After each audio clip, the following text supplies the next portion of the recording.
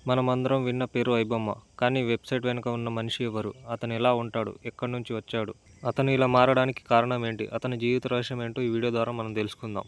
అతను ఆంధ్రప్రదేశ్‌లోని విశాఖపట్నానికి చెందిన ఒక సాధారణ మధ్యతరగతి వ్యక్తి.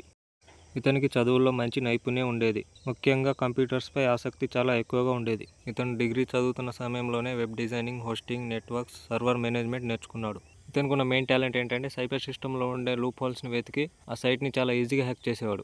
ఇతని పర్సనల్ లైఫ్ విషయానికి వస్తే 2016లో లవ్ మ్యారేజ్ చేసుకున్నాడు. అయితే పెళ్లి తర్వాత కుటుంబ ఒత్తిళ్లు పెరిగాయి. అయిన వాళ్ళ దగ్గర నుండే ఇంకా నువ్వేమీ అవ్వలేవు, నీ వల్ల కాదు, జీవితంలో ఎప్పుడు సక్సెస్ అవ్వలేవు అనే అవమానాలు ఎదుర్కొన్నాడు. అదే సమయంలో ఒకసారి డార్క్ వెబ్‌లో పైరసీ వెబ్‌సైట్ల పనితీరు ఎలా ఉంటుందో గమనించాడు. సినిమా పైరసీ అంటే కోట్లలో డబ్బు వస్తుంది అన్న నిజం అతన్ని ఆకట్టుకుంది. ఇక్కడే అతని జీవితం క్రిమినల్ పదం వైపు తిరిగింది. దాని తర్వాత ఒక సైబర్ నెట్వర్క్ సైట్‌ని స్థాపించాడు. అతను స్థాపించింది సాధారణ పైరసీ సైట్ కాదు. ప్రపంచంలోనే అత్యంత ప్రొఫెషనల్, క్లీనెస్ట్, ఫాస్టెస్ట్ పైరసీ ప్లాట్‌ఫామ్‌ని తయారు చేశాడు. అండ్ ఐబొమ్మ ఇంత ఫాస్ట్‌గా క్లిక్ అవ్వడానికి రీజన్స్ ఏంటంటే సూపర్ క్లీన్ యూఐ, యాడ్స్ లేకుండా మూవీస్ ప్లే అవ్వడం, అండ్ ఆల్ మూవీస్ హెచ్‌డీలో ఉండడం with subtitles, fast loading servers, mirror sites అంటే ఏదైనా సైట్ బ్లాక్ చేసిన వెంటనే మళ్ళీ కొత్త సైట్లను ప్రారంభించేవాడు.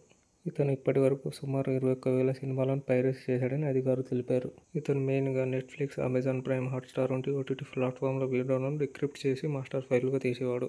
ఈ ఫైల్స్ అన్నిటినీ private international servers Russia, Netherlands, యూకేలో ఉంచేవాడు. సినిమా లీక్ కాకుండా బెట్టింగ్ యాప్స్ నుండి భారీ డబ్బులు వచ్చేది. ఒక్కో నెలలో కొన్నిసార్లు 30 నుండి 40 లక్షలు వచ్చాయని పోలీసులు తెలిపారు.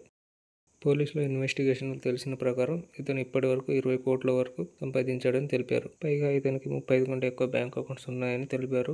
మరియు క్రిప్టోలో కూడా పెద్ద మొత్తంలో పెట్టుబడులు పెట్టాయని తెలిపారు. ఈ మనీ మొత్తాన్ని ట్రేస్ చేయకుండా ఆఫ్‌షోర్ అకౌంట్స్ని ఉపయోగించాడు. అతను చివరకు సెయింట్ కిట్స్ అండ్ నెవిస్ అనే దేశాల్లో ఉంటున్నట్టు సిటిజన్షిప్ తీసుకున్నాడు. ఐబొమ్మ వాడిన యూజర్ల దగ్గర నుండి phone model, IP address, location, browsing patterns, కొన్ని సందర్భాల్లో ఈమెయిల్స్ కూడా ఉన్నాయని తెలిపాడు. ఇతని దగ్గర మొత్తం 50 లక్షల యూజర్ల ఐపీ అడ్రస్ ఉన్నాయని తెలుపుతున్నాడు.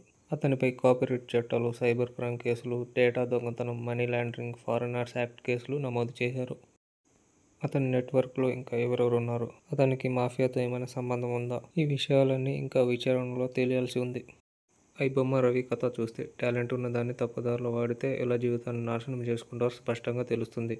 అతని కథ ఒక హెచ్చరిక. టెక్నాలజీని మంచి పద్ధతిలో వాడుకోవాలి. ఇలా తప్పుడు దారిలో వాడుకుంటే చివరికి ఎవరికైనా ఇదే గతి పడుతుంది. వీడియో ఇన్ఫర్మేటివ్గా అనిపిస్తే ఒక లైక్ చేయండి. మరిన్ని వీడియోల కోసం మన ఛానల్ని సబ్స్క్రైబ్ చేయండి.